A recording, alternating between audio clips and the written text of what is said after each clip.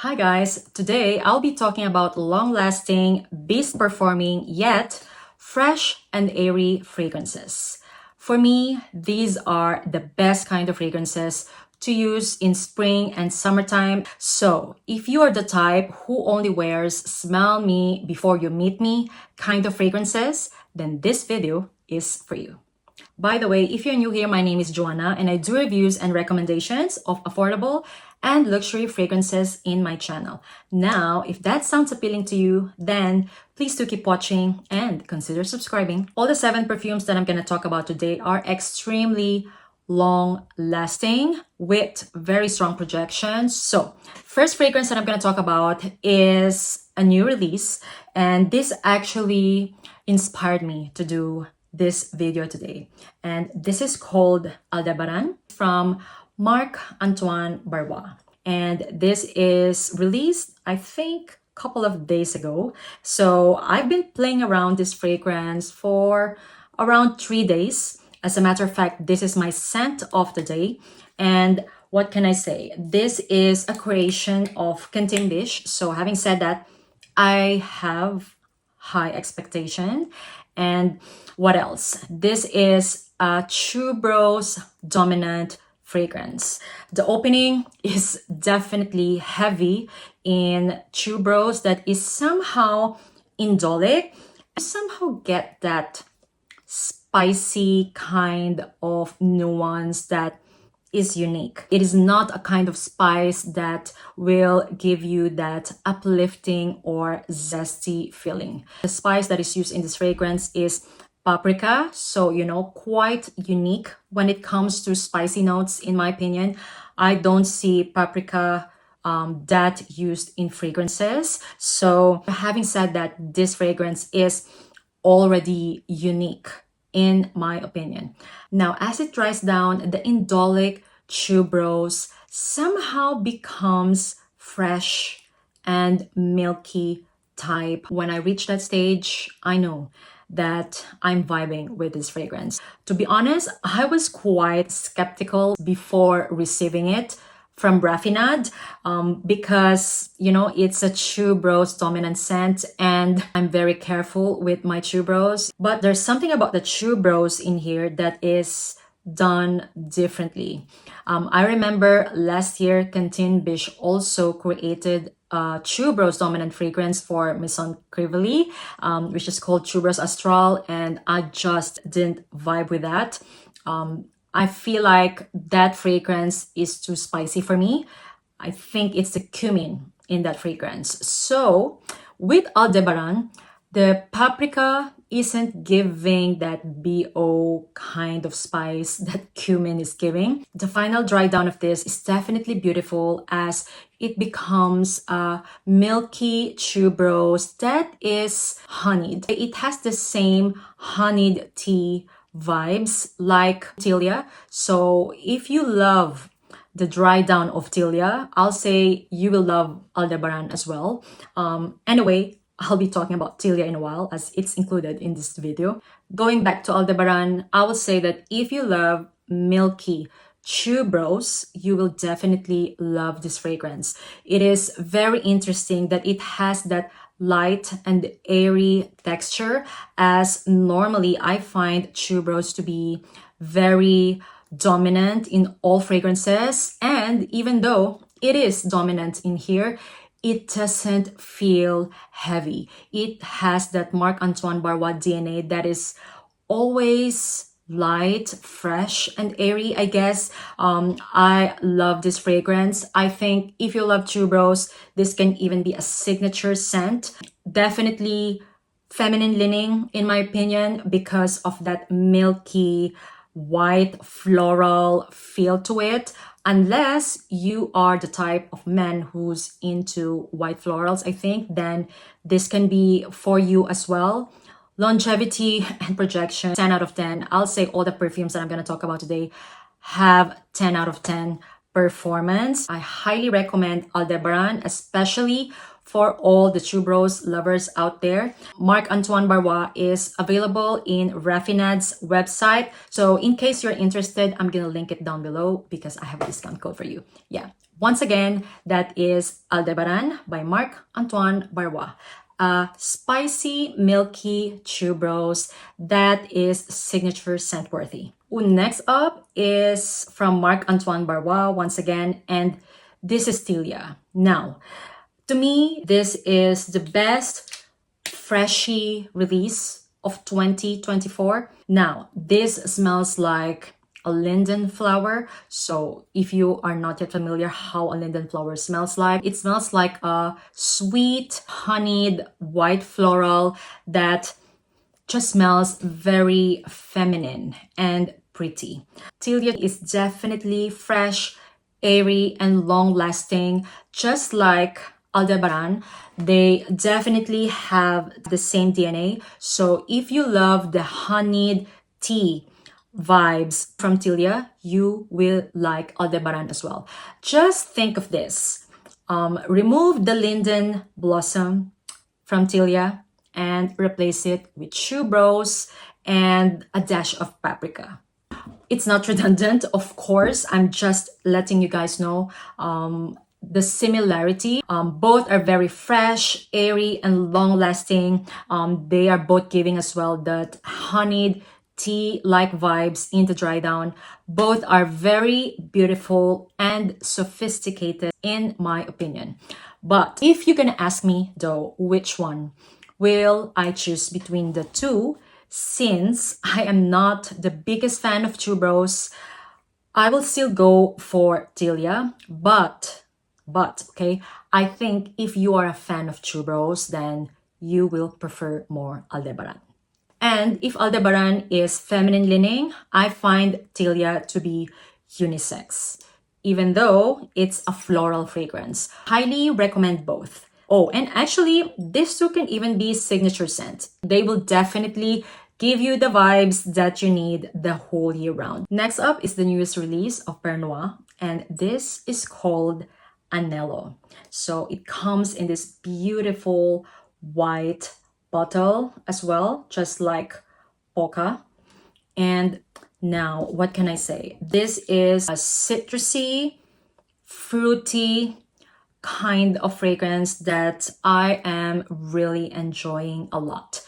If you love pineapple in fragrances, you will definitely love Anelo. To me, this is a straightforward, citrusy, pineapple, ginger, orange kind of scent that is perfect this spring and summertime. Why I love it? It's because it lasts forever and it projects like a beast, just like any other Pernoire fragrances. I've tried this for the first time in Essence. At first, I actually thought that this is more masculine leaning. However, now that I got a bottle, because this has been sent to me in PR, I realized that it is actually unisex because the final dry down of this is quite sweet. So, I will say right in the middle, unisex. I love the zesty factor of ginger in here. Definitely gave that fresh and spicy feel. As it dries down, it has that dark amber and vetiver that gave this fragrance like a strong and bold base. I think you're gonna love this if you are into pineapple scents, because pineapple is the main note that I am getting out of this fragrance. In Fragrantica, I saw people are comparing this with Vibrato, and I would say that I agree. They are definitely similar. The projection are the same because this is a beast mode scent as well. However, the difference is that Anelo is not just a citrusy, woody amber scent.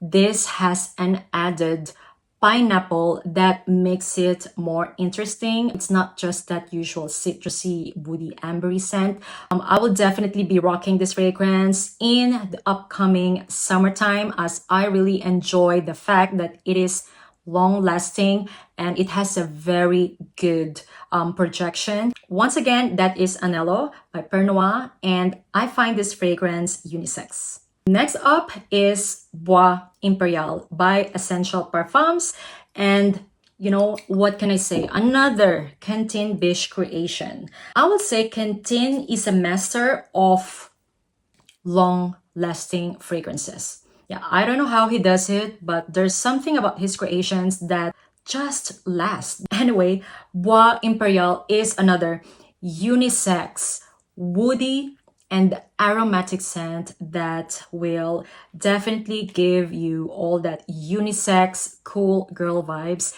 this spring and summertime. If you enjoy woody kind of fragrances, you will definitely love Bois Imperial. Now, this is quite spicy as well, but the kind of spice that is in here is basil. So, you know, it is a fresh kind of spice. I find this fragrance elegant. I love this for my man, and I know that he loves it too because it just lasts the whole day. Even though it's aromatic, it doesn't give you a headache. This fragrance is very light and airy. The final dry down, I notice, is kind of like suede, even though there's no leather or suede in the note breakdown. But overall, I would still consider this as an aromatic woody scent with an underlying suede nuance. I love this fragrance. I raved about Bois Imperial since the day I received it. Highly recommend it. And I find this fragrance unisex. Once again, Bois Imperial by Essential Parfums for all the aromatic and woody lovers out there. All right, my microphone just died, so now I don't have a mic. But yeah, hopefully you can still hear me well. Next fragrance is something that I just bought. It has been on my wish list for a very long time. And now I'm so happy that I finally got it because I saw it at a very good deal. Greenwich Village by Bond number 9. Guys, if you've tried this perfume, you know already how special this is because of its beautiful, fresh, and sweet scent that lasts forever. Okay, I finished a sample of this fragrance last year and I told myself that I definitely need a full bottle. So yeah, I did. When I saw it on a very good deal in Beauty Now, I didn't think twice. I grabbed a 50 ml bottle. Greenwich Village is a beautiful lychee and peach scent that is very special in my opinion. I just love this fragrance so much. I will say that it is very feminine. The peony in here is quite prominent. So, you know, there's something about this fragrance that smells pink to me, and I think it is the peony. However, in my opinion, this is still more of a fruity scent. So let's say a fruity, floral, sweet scent. It has a pearly note that sweetened up this fragrance to my liking. Quite, okay, I say quite similar to Baccarat Rouge 540, but you know, not really. It doesn't have that hospital vibes of Baccarat Rouge. I actually like Greenwich Village 10 times more than Baccarat Rouge. And yeah, it is because of its feminine and pink vibes. Yeah, it doesn't smell juvenile. This to me smells like, you know, when Barbie goes to New York. Yeah, there's something that is very sweet yet modern about this fragrance. And I would say that if you love peony, lychee, and peach in fragrances, you will love Greenwich Village. This is a kind of fragrance as well that can be used as a signature scent. Like, I can imagine wearing this as a signature scent because I really do enjoy it. Plus, the longevity and projection are amazing. Definitely last whole day, strong projection as well. So yeah, I am very happy to finally have Greenwich Village in my collection, and I highly recommend it if you love sweet, fruity, and floral scents that last and projects. All right, next up is Hibiscus Mahajad. And yes, guys, until now, I still have my 5 ml because This fragrance is just super strong and potent that I don't need a lot of sprays. This is a beautiful and sophisticated rose and hibiscus scent that has a hint of leather and peppermint. This is once again a creation of Canteen Bish. If you watch my channel, you know how much I love Hibiscus Mahajad. This is a unique rose fragrance that has fresh mint that, I don't know, spice it up. Imagine rose now with mint, the pattern of Canteen Bish creations. Anyway, what made this fragrance special is the leather note in here, as it gave it factor. It's not an ordinary rose fragrance in my opinion, and it definitely smells expensive and modern. I love the fact that the final dry down is also a bit spicy and musky. The ambrette gave this fragrance that musky feel as well. So, you know, there's actually a lot of contrast going on. However, it blended into perfection. If you watch my channel, you know how much I love Hibiscus Mahajad. I will say definitely in my top 10 rose scents, and I highly recommend it if you are looking for a unique rose fragrance that has 10 out of 10 performance. Yeah. Once again, this is Hibiscus Mahajad by Maison Crivelli, and I find this fragrance unisex, okay? Even though it's leaning a little bit more feminine, it's the leather and ambrette in here that gave this fragrance depth, makes it unisex in my opinion. Right, last but not the least is a fragrance that I discovered in Dubai when I was on holidays this January, Akoya by Gissah. I never heard anyone talking about this fragrance. Actually, it's not even in Fragrantica. I discovered it because the staff recommended it to me. And what can I say? This is a sweet, citrusy, and woody scent that just smells so amazing. There's something about how the lavender contrasted the raspberry, bergamot, and caramel in here. It is very sweet, so imagine like loud caramel sweet, but not gooey, okay? This has a very special lavender note that contrasted the thickness of the caramel. So in the end, it actually smells like a clean yet very sweet and woody scent.